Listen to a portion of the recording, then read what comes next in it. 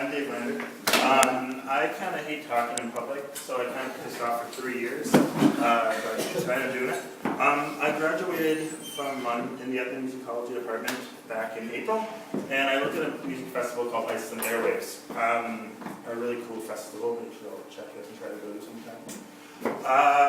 Yeah, so pretty much everyone asks me about Bjork and Sigur Rós, which is cool. They're good bands, good musicians, you know. But people also ask, like, well, like, what else is going on in Iceland? So I'm going to try and tell you in 6 minutes and 40 seconds. And I'm going to jump right into it, so we're going to, like, go for it, okay? Okay? Hold on.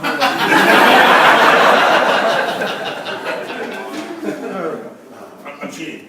From the 14th to the 19th century, a unique form of performance-based poetry known as rímur would develop. With roots in sagas and a deeply structured rhyme scheme, rímur will become an integral part of Icelandic daily life. In more recent years, a number of artists have incorporated elements of rímur into their music, such as Sigur Rós, Bjork. Yeah, that's kind of, okay. Well, so, in 1944, Iceland became an independent country. Music in Iceland over the next few decades, however, would largely suck. Very few bands were in it, and the most popular acts were cover bands or half-assed imitations of Bill Haley and the Comets, Elvis, and the Beatles. There were some good ones, but largely, yeah. However, in 1970, two artists, Megas and Stuthman, that's Stuthman there, emerged. Coupling elements of Iceland's strong literary traditions with international music trends, and adding a dash of kitschiness, they brought something new to the Icelandic scene and quickly earned a cult following within the Reykjavik alternative art community.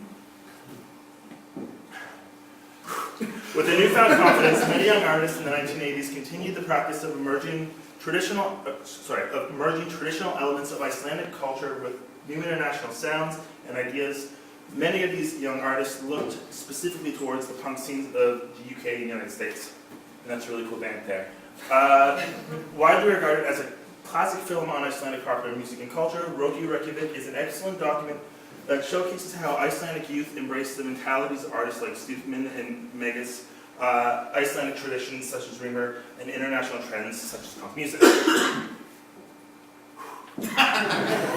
Opportunities for youth to get involved in the arts are very common in Iceland. Music to Ornir, for example, is an annual battle of the bands held in Reykjavik that is kind of a big deal. It provides youth with an opportunity to experience live music as well as a chance for them to perform in front of their peers and community.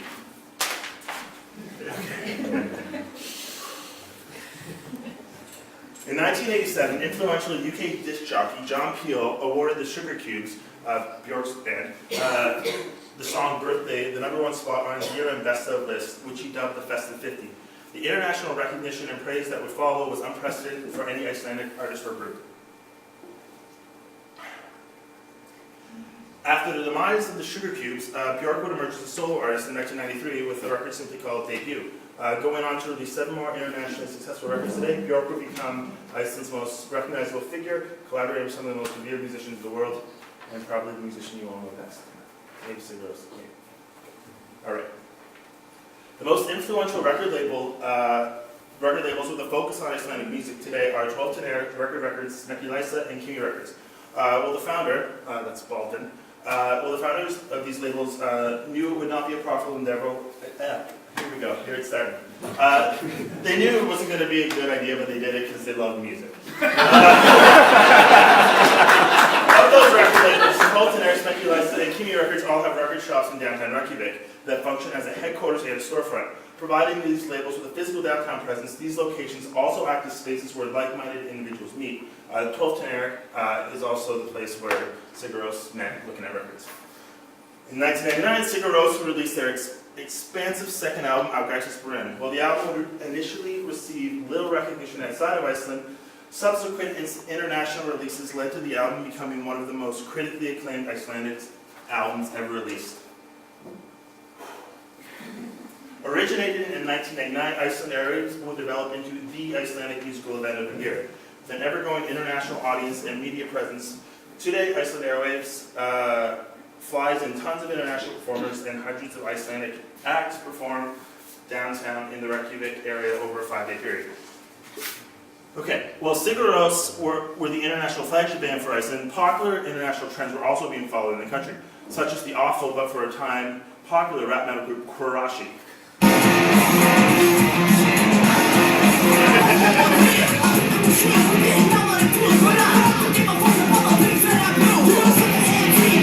Screaming Masterpiece. In 2005, a documentary entitled Screaming Masterpiece was released to international attention. However, Icelanders hated it. They saw it as another essentialist image of Iceland as a place where musical production is innate from birth and that all bands kind of sound like Sigur Rós.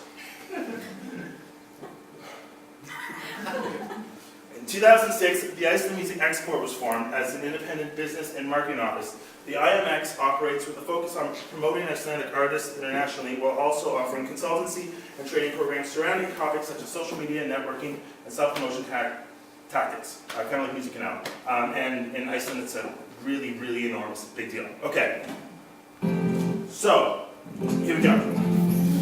Following the international breakthrough of Björk and Sigur Rós, the rest of the world began to look towards Iceland for new acts, and they found them, such as Moon, FM Belfast. Here we go. Of Monsters and Men, Agent Fresco. See there. It's loud. Venus. Hjalmar. Sun Brother Changes. Blood Group. For a minor reflection. Reykjavik. Calcedino.